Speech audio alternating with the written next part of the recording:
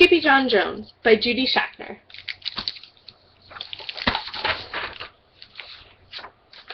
Every morning, Skippyjon Jones woke up with the birds, and this did not please his mother at all. "You get yourself down here right now, Mr. Kitten Britches," ordered Mama Junebug Jones. "No self-respecting cat ever slept with a flock of birds," she scolded, "or ate worms, or flew, or did his laundry in Mrs. Doohiggy's bird bath."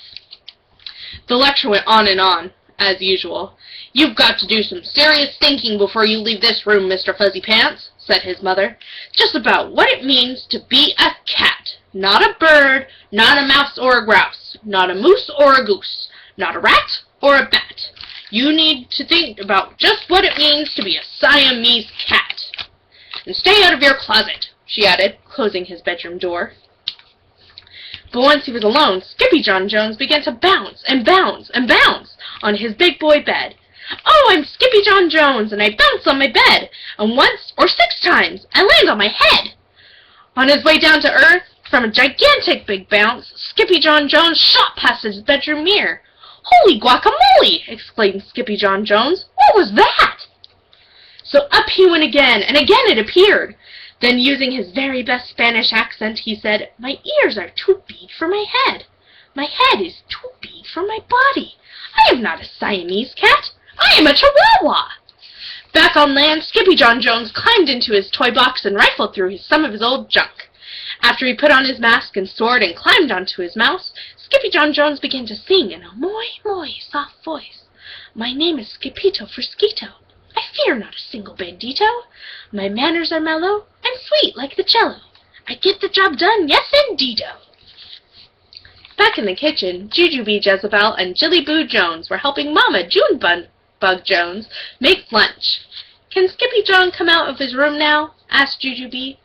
"No," answered Mama Junebug Jones. "Mr. Fluffernutter is still thinking." In fact, Skippyjon wasn't thinking about being a Siamese cat at all. With a walk into his closet, his thoughts took him down a lonesome desert road, far, far away in old Mexico. Not long into his journey, a mysterioso band of Chihuahuas appeared out of the dust. "Ay, caramba! Who goes there?" asked Skippyjon Jones.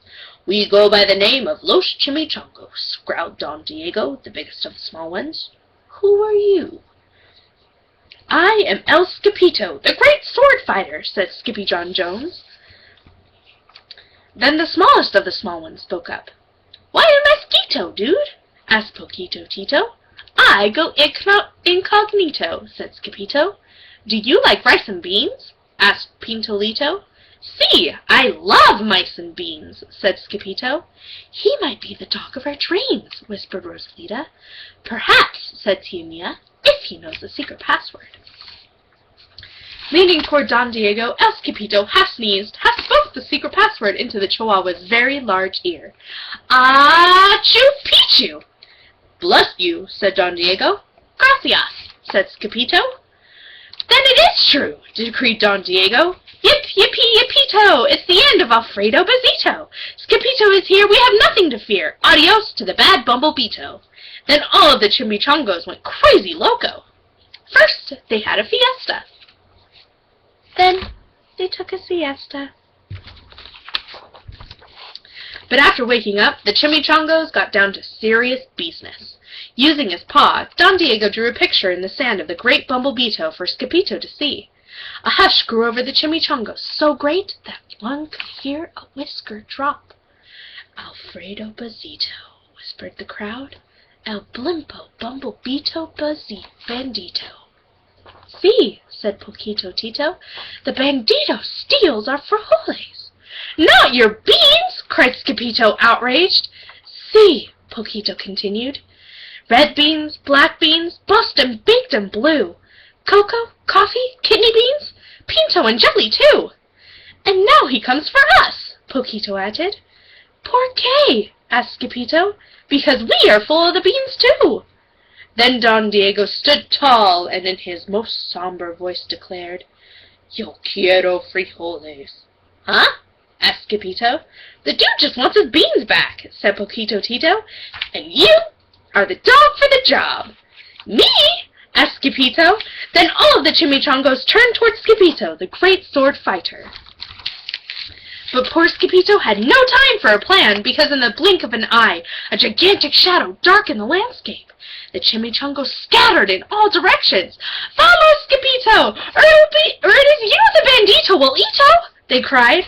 Skippyjo stood his ground, but his legs shimmied and shook like the jello, and his teeth chattered like the castanets.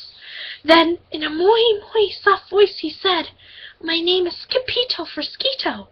I fear not a single bandito." But Alfredo Bezito flew straight for Skippyjo until the bean-eating bandito hovered only inches away from the great sword fighter's face. "Holy for holies!" cried Skippyjo as he thrust his sword in the air. Suddenly, pop! went the bandito, landing on Skippyjo's sword, and quicker than one could say chihuahuas, cheese, and crackers, every kind of bean came spilling out of Alfredo Bezito, the Bumblebito bandito. Then all the doggies burst into song. "Yip, yippee, yippito! Our hero is El Skippyjo! He's the dog of our dreams who delivered the beans, and now we can make our burritos!" Back at home, there was such a ruckus coming from Skippyjon's room that Mama Junebug Jones and the girls just had to find out what was going on. They raced down the hall to the kitty boy's room. "Bandito! Crashito! Papito! Skippyjo!" Just in time to see Skippyjon's closet exploding. Then out flew Candy, beanbag doggies, and the kitty boy with his birthday piñata on his head.